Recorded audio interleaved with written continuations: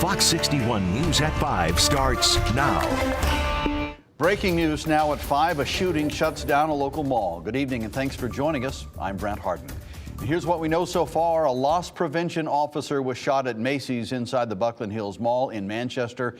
And tonight the suspect is on the run. We have live team coverage at the scene. Fox 61's Gabby Molina spoke with police about the investigation.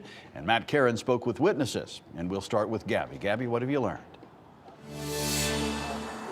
Well, Brent, police tell me that this all unfolded at around 12:30 this afternoon. The suspect still on the loose right now, but police did want to stress that at this point they do believe that there is no danger to the public. Police haven't released any details about the suspect at this point, but they did spend several hours in the area around the mall searching for the suspect. Several roads around the mall were blocked off, and police were also searching some nearby hotels for the suspect. Police say that the incident happened when the loan prevention officer tried to confront the suspect. It was what we believe an attempted apprehension of a shoplifting suspect, which, you know, obviously the injury or the assault turns it into a robbery, sure. Police say that the victim was conscious when he was taken to the hospital, but at this point, it's not clear how serious his injuries were. We're going to continue to stay on top of this, and I want to send things over to my colleague, Matt Karen now. Matt, you spoke to people who were inside of the mall when this all happened. Yeah, exactly right, Gabby. You know, as this police investigation continues, I can tell you that people were very scared. I was talking to a mother over the phone today whose daughter was inside the mall when this shooting happened. She was at the H&M store, which is directly below the Macy's where the shooting happened. Her daughter sent her this text message that said, quote, "Going into lockdown. Love you guys." Certainly the message no parent wants to get. The mom told me she didn't want to call her daughter in case the shooter heard the phone ringing, so they were texting back and forth instead. But even that was hard to do because the cell service was so bad. They were texting back and forth to their parents and amongst each other. So we were all on the phone, on one phone, and then texting on another to each other to try and get information. What are you going to do when you see her tonight? I'll tell her she's never going to the mall again. Where's Amanda? Well, we also talked to those 3 teens who were in the mall, including Lisa's daughter, Amanda, when that shooting happened. They told us that first, nobody knew what was going on. The only thing we really saw was like people freaking out. We were like the first ones to hear anything. We were the first ones to kind of like know anything because my dad called me and was like, "Don't go anywhere, like stay where you are." So we kind of just stayed where we were. We like sat on the floor in the back of the store and everyone kind of thought we were crazy. And then everyone else kind of realized what was going on. And then everyone else kind of started staying towards the back, staying in the dressing rooms. And then finally H&M went into lockdown and put us in the back room with like all their storage, and all the employees went back there too, and they locked all the emergency doors. Yeah, so eventually store employees informing them that they were going to go into lockdown, and they were taken to that back room. About 40 people in that room, by the way. They locked those emergency doors. They stayed there locked down for about 90 minutes. Eventually the police came and told them that it was all clear. As we mentioned, this happening around noon at the Macy's department store. Macy's sent us a statement that reads, quote, "We're deeply saddened about the incident that took place at the Macy's pavilions at Buckland Hills. The safety of our customers and our colleagues is Macy's top priority. We're working closely with the local police on this investigation and defer all comments about the case to them per policy." And we just learned a new piece of information here over the last couple of minutes. I was speaking with a mall security officer. They are contracted by Personal Services Security, PSC Security out of California, but that's mall security. We're talking here about a Macy's security officer, and they are not contracted with any company. Macy's, I am told, hires their security personnel directly. Obviously, the community is on edge tonight, and people are just telling me that they are thinking twice because they know that in this day and age, violence can happen anywhere at any time to anyone. Any new information, we'll of course bring it straight to you. We're live here in Manchester outside the Buckland Hills Mall. Matt Karen, Fox 61 News.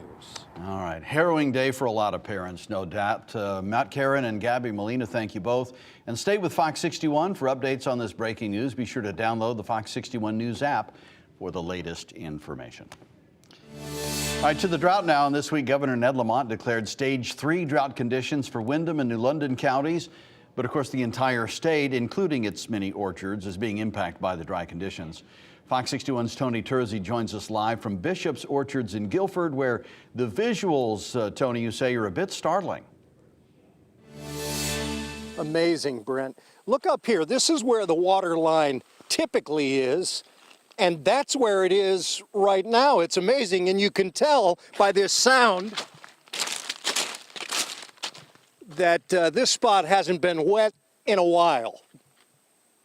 The water line on the primary irrigation pond for Bishop's Orchards is down approximately 4 to 5 feet, they say, from where it typically is. In my recollection of 40 years being here on our family farm, this is the most prolonged drought situation that we've had. Perhaps impacted most was the peach crop, which includes 15 varieties.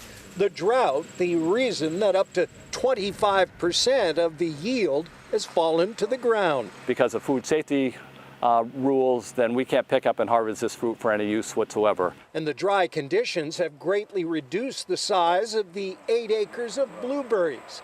The circumference, Keith says, perhaps 1/3 of normal.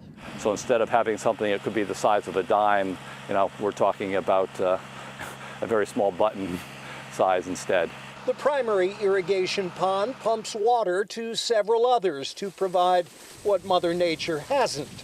Next up for picking, apples in a couple of weeks. They're on their own to survive. We are not able to supplement them on our farm. Most of what Bishop's grows is sold in their pick-your-own fields or at their fabulous farm market, which includes delicious fruit wines, which can be enjoyed on site at their Red Barn. Then have live entertainment of bands on Friday and Saturday nights from 5 till 10.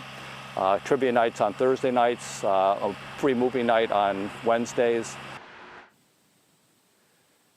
And this right here, folks, is the tractor that powers the pump on the pond, which is just behind us here.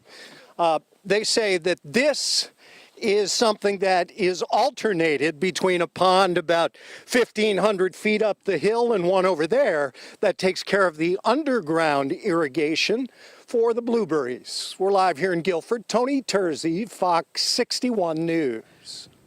All right, Tony, thank you. Well, on the Health Watch tonight, more cases of mosquitoes with West Nile virus popping up across the state. Officials in Woodstock confirmed they've had mosquitoes test positive, and West Nile has now been detected in 17 towns. Still, there have not been any human cases reported yet this summer. Turning to the weather now, and Chief Meteorologist Rachel Frank joining us.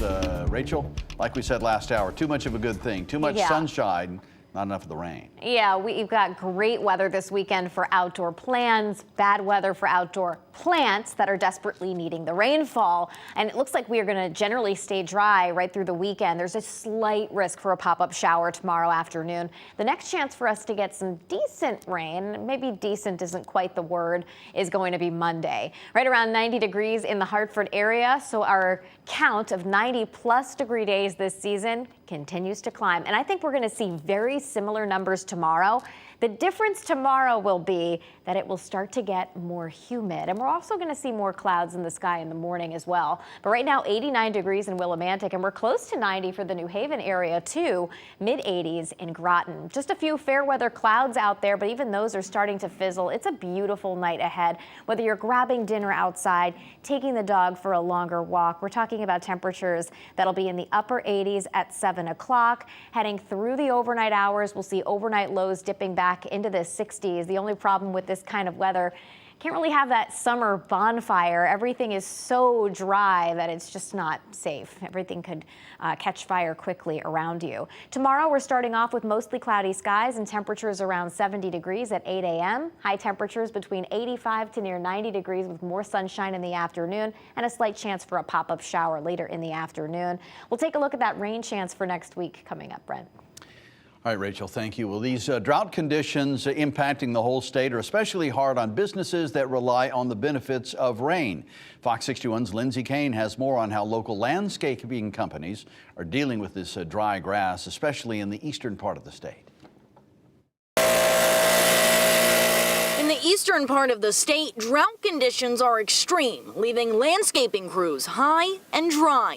You know, we've got about 100 lawns that we take care of on a regular basis, but because of the drought, lawns have gone dormant, and we're simply not mowing this much. For Rick Brostol's business, Millrick Lawn Service, the drought means their mowing crews wait to watch grass grow. He says mowing jobs are down around 30% because of the lack of rain, leaving a big drop in revenue. The mowing aspect is always a residual income that you kind of count on. You know, you can like last year we were busy mowing, every week because of the rain. With the drought conditions, leaves are already starting to fall across the state, which could have impacts on how long and how bright the fall foliage is.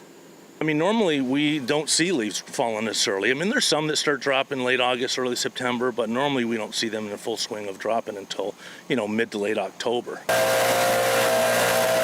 While the fall colors might not be as vibrant, in order to keep the colors of your lawn looking green instead of brown, Brasso says to let the burnt grass rest. A few inches of rain could do wonders for lawns and business. Let the lawns get a little bit taller, let them get greener, mow less, mow high, and with your spare time, enjoy doing other things.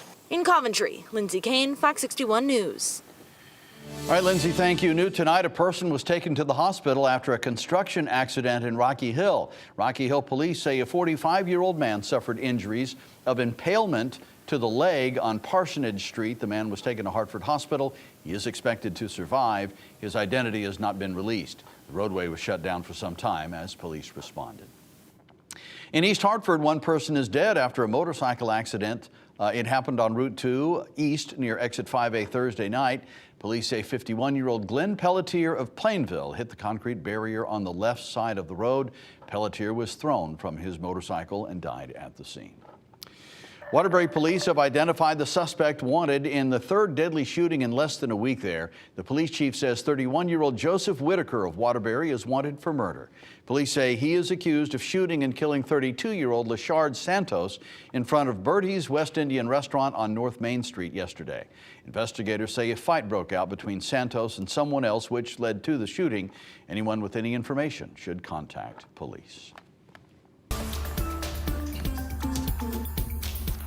Well, as monkeypox cases here in Connecticut reach 73 confirmed cases, Senator Richard Blumenthal is calling on Congress to act. He was one of 13 Democrats who penned a letter to Senate leadership asking for more response from the federal government on the public health emergency. In a press conference in New Haven today, he says the U.S. has the resources to beat monkeypox. We are in the midst of yet another public health crisis, one that is solvable if we bring to bear the resources that this great country has.